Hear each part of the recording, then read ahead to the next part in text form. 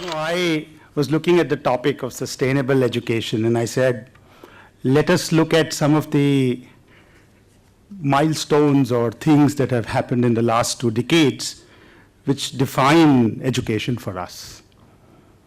So I picked up the National Curriculum Framework 2005, a brilliant document, and realized that it starts with the preamble, because it says that the preamble is the vision that every citizen has set up for himself or herself.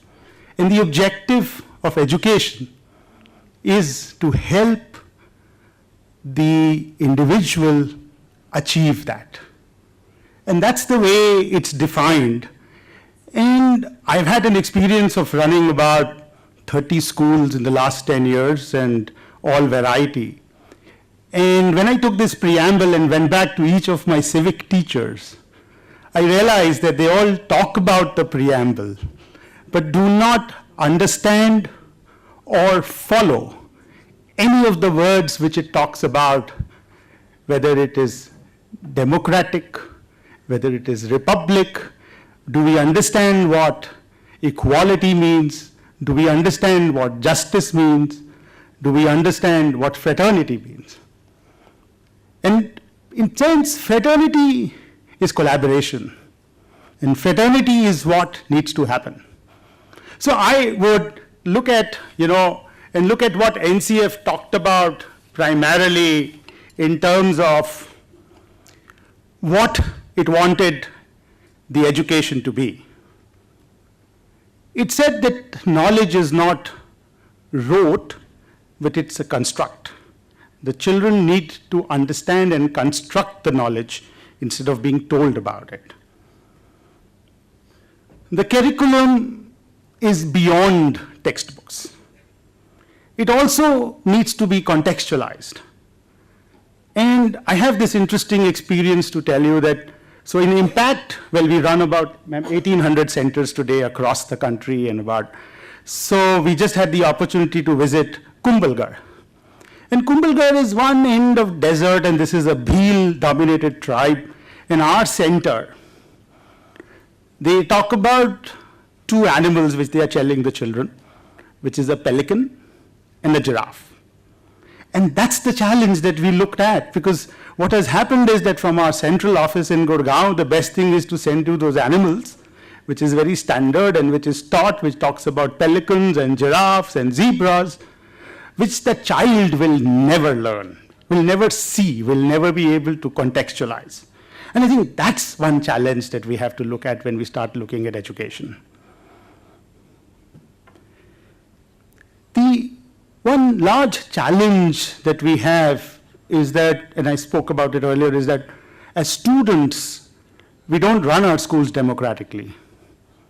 The schools don't run democratically. They don't have a concept of a republic. And unless we build these values in the school, it won't work. I look at a school, and my whole thing is the school leadership, the teachers, as we look at it. I look at school has to be, and we have this traditional system of a joint family which existed. And one of the things that the school leader had to look at, and which is the joint family head, was that he had to be aware of and nurture each one of those teachers, each one of those students. It cannot be a command and control. And if we run that on a command and control, we would never be able to build the teacher's buy-in, the teacher's motivation to run it. And I think that's very critical, and this is all existing within our social fabric. So I think it is very important. One more thing which, the other very interesting thing happened was the RTE in 2009. Very commendable in very sense. The private sector might not be happy, but at the end, yes, we said there is a need for every school to take on certain responsibility, but that was one. But it also came with very good, interesting things. 1 to 8, you don't need to fail anybody. You had a concept called CCE, which essentially said that you can change your evaluation method. Unfortunately, because that's the standard that we follow, and as usual in our country, we don't do assessment for learning. Our whole objective is figuring out data, things that has the student learned or not.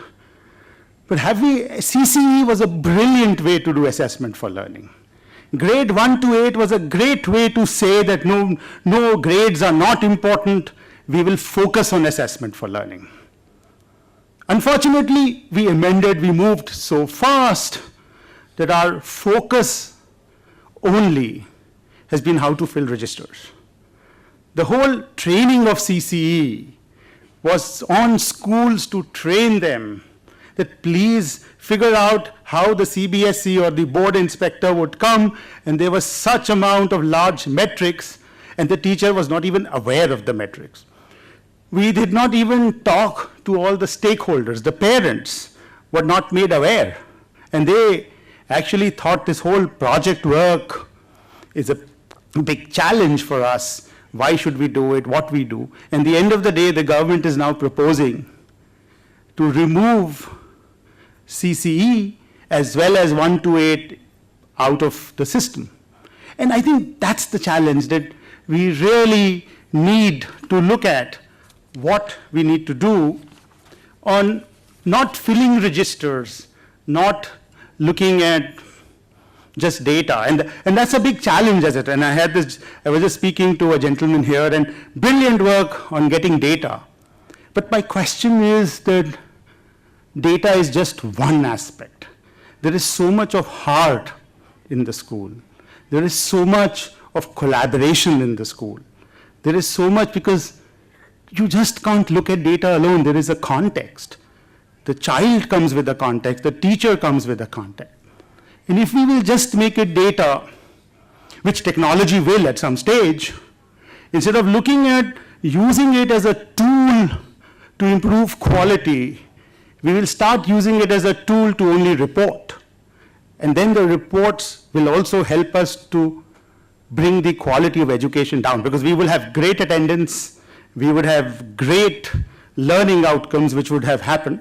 And there is this I was working with the Michael Susan Dell Foundation, and we ran some schools in Hyderabad in the slums. And interestingly, we realized that the Andhra Pradesh government changed textbooks and said that all these schools will be monitored in terms of summative and formative. And we realized that the teachers immediately picked up the summative and the formative and gave good results out. When we speak to the private owners who run them, they say, look, our parents are needing that 85%. Our parents are looking at, my school runs only on this 85%. So I think there is a challenge to look at how these learning outcomes, the government is talking about measuring learning outcomes, but I think we need to go to the root cause when we start looking at these learning outcomes to set this whole quality.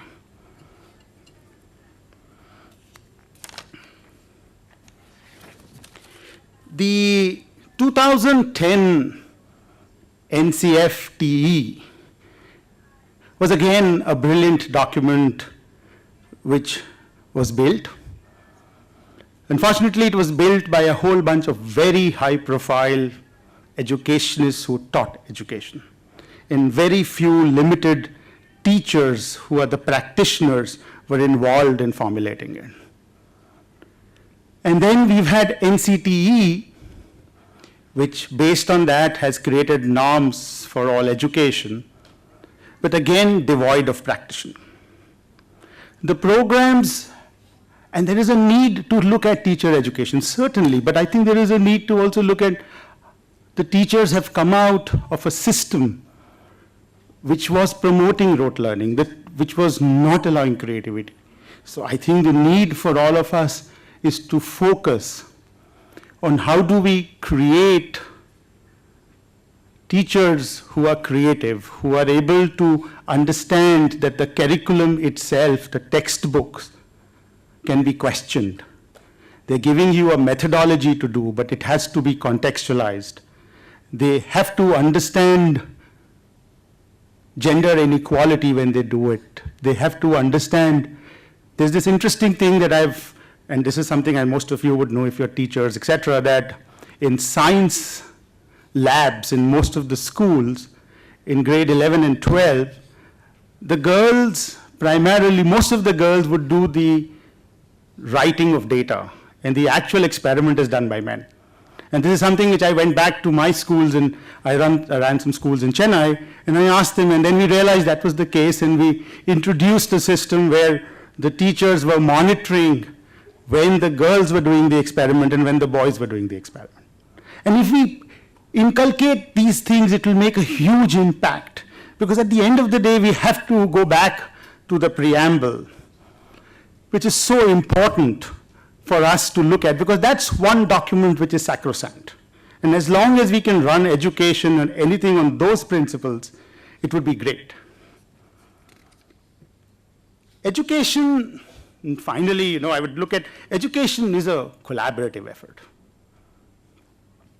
It says that you need the whole village to educate a child.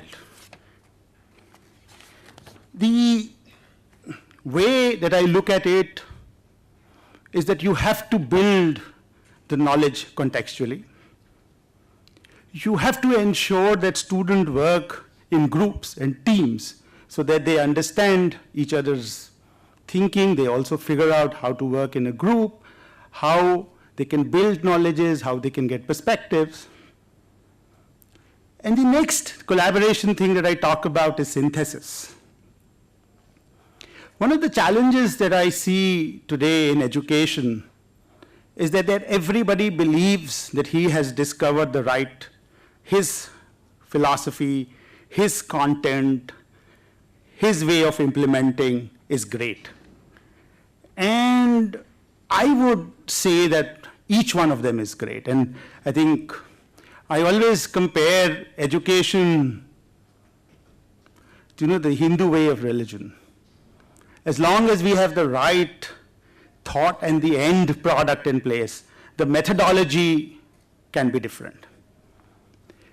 However, when we go back to a school, we realize that, and I completely do not differentiate between government and private schools. In my personal opinion, private schools which exist or the government schools, except that there is an owner at some stage, I think the school quality is as good or as bad. The challenge is that how do we collaborate at that school level? And how do we all, as different nonprofits, as different people, work for that school, for that teacher, for that head, for that patient? And the reason I thought about a patient is that I look at it that the healthcare industry or this hospital is a brilliant way of collaborating. Any single operation is focused only on the patient. No doctor, nobody who's talking about is more bothered about, everybody is figuring out how do we solve the patient's problem, how do we keep the patient alive, and how do we make him.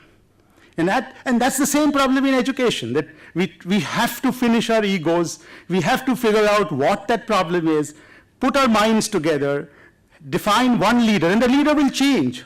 So as the operation starts, there is the anesthetist who says, I'm in charge.